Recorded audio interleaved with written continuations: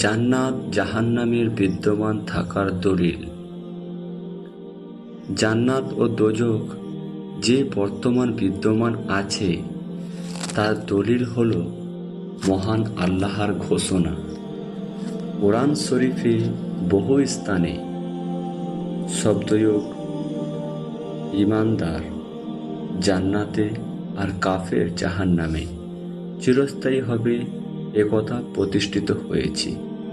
এছাড়াও কোরআন, হাদিস ও ইজমায়ে উম্মতের আলোকে চূড়ান্ত হয়েছে জান্নাত জাহান্নাম চিরকাল থাকবে, কখনো বিলীন হবে না।